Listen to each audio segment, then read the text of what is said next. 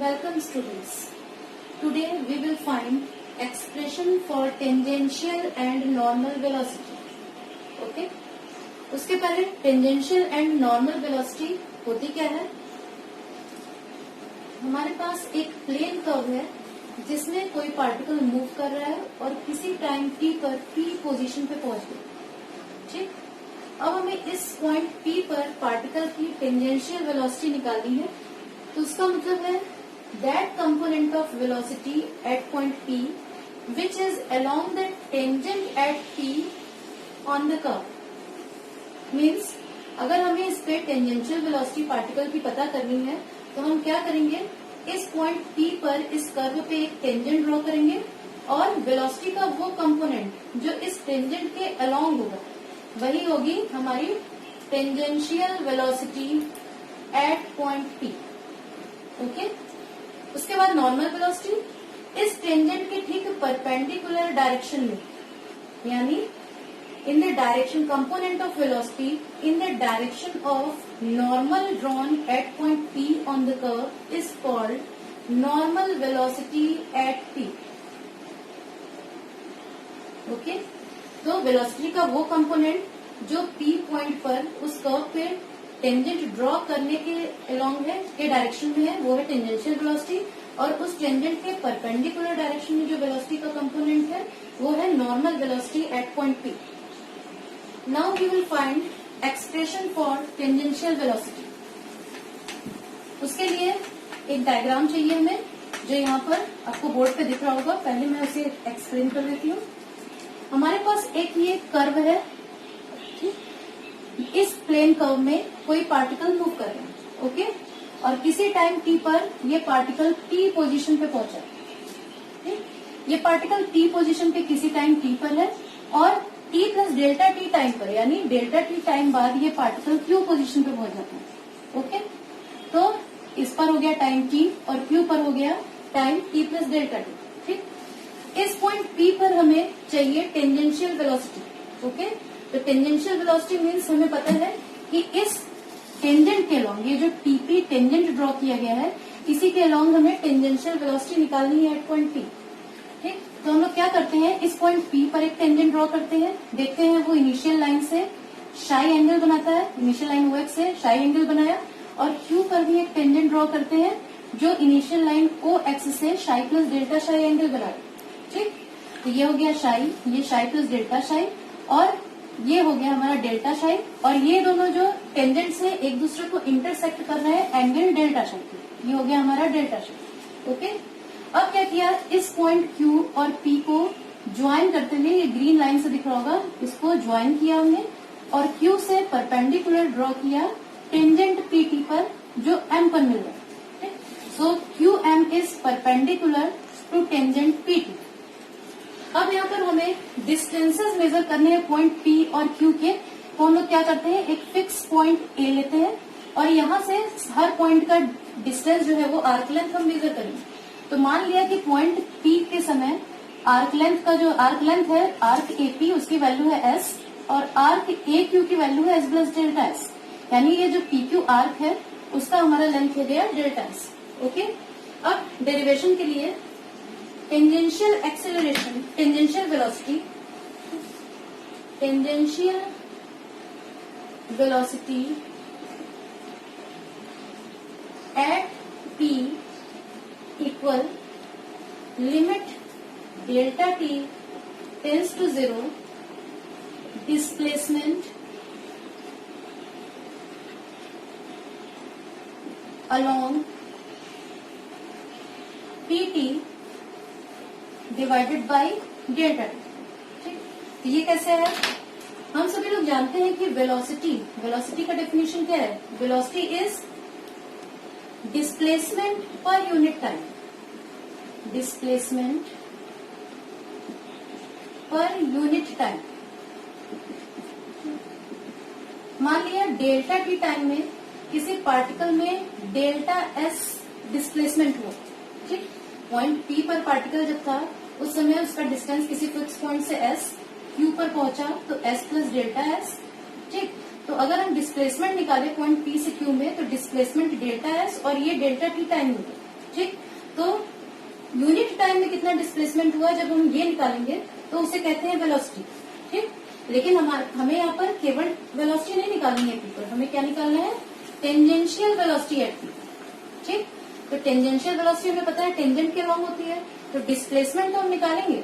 ठीक, लेकिन डिस्प्लेसमेंट किसके अलॉन्ग, डिस्प्लेसमेंट अलॉन्ग पीटी या displacement along tangent at P, displacement along tangent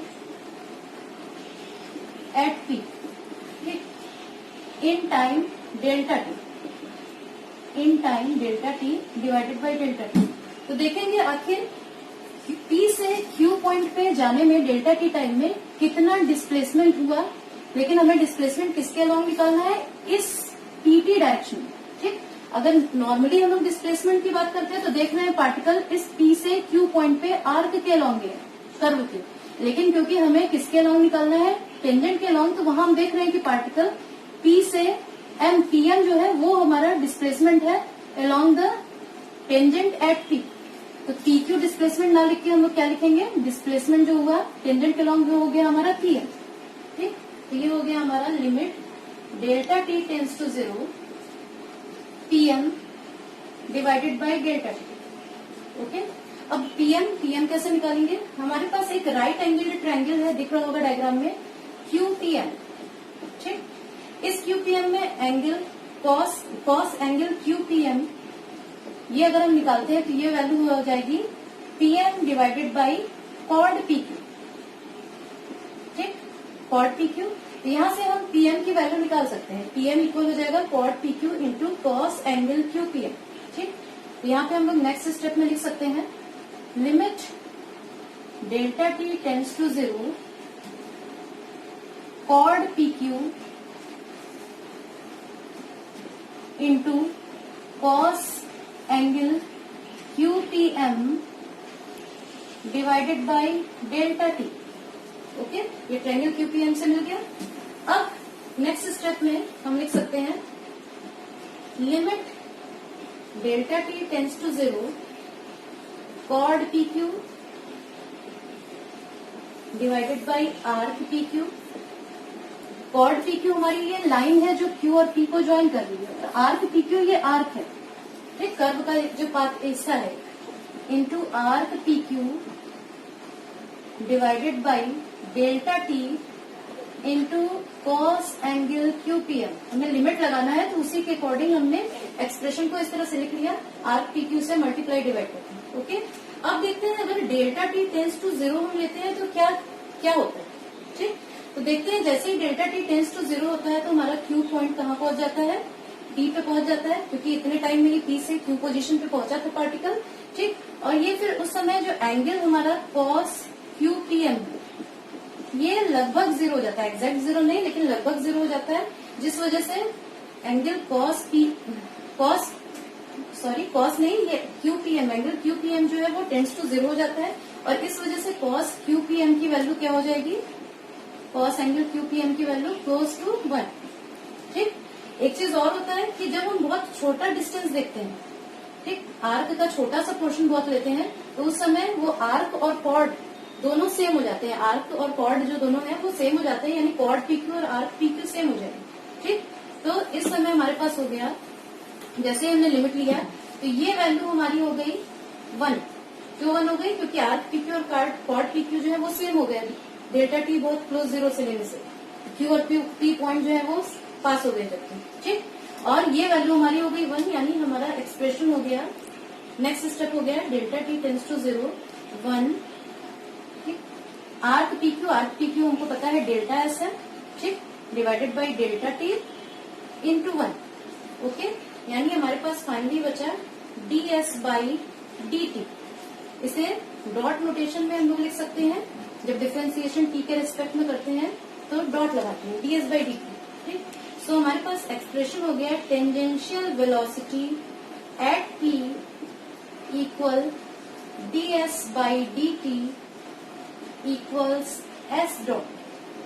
okay, ये हमारा डेरिवेशन हो गया टेंजेंशियल वेलोसिटी का।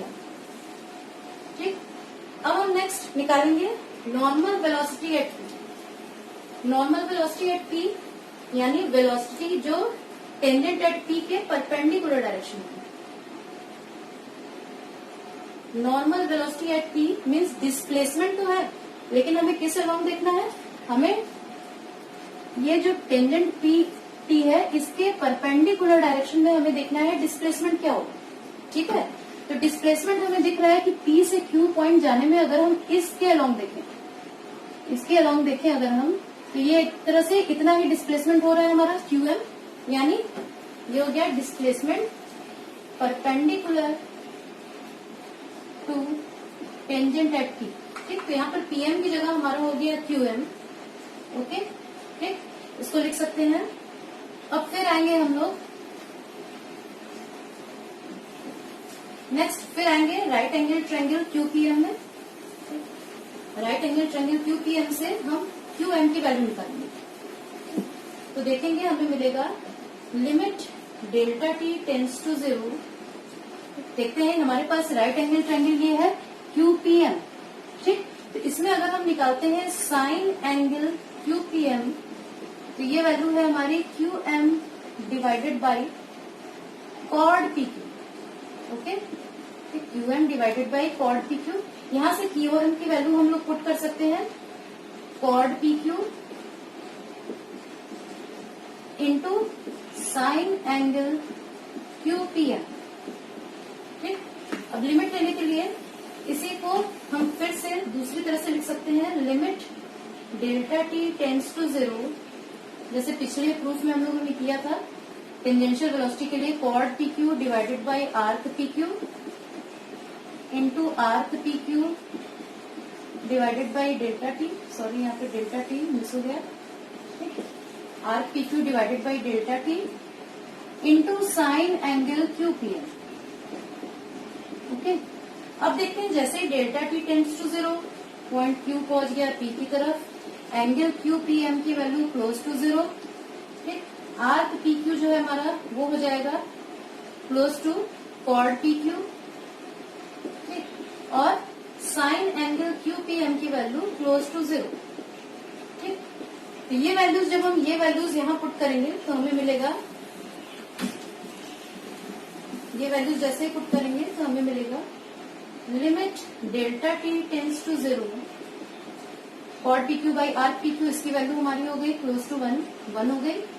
ये हो गया arc P Q by delta t, तो आर्क पी क्यू की value delta S by delta T, और ये साइन एंगल वैल्यू 0 होते ही ये हमें मिल गया 0। ठीक, यानी पॉइंट पी पर जो नॉर्मल वेलोसिटी का वो कंपोनेंट जो पॉइंट पी पर परपेंडिकुलर डायरेक्शन में है टेंजेंट के, यानी नॉर्मल के डायरेक्शन पे पॉइंट पी पे, वो वैल्यू 0। तो normal velocity at p equal 0। Okay, इस डायरेक्शन में जो हमें वेलोसिटी का कंपोनेंट मिलेगा वो 0। ठीक, तो ये हमारा नॉर्मल वेलोसिटी का एक्सप्रेशन मिल गया। आज के लिए इतना ही। अगर किसी स्टेप पे कुछ डाउट हो तो आप मुझे मैसेज कर सकते हैं या कमेंट में लिख सकते हैं। धन्यवाद।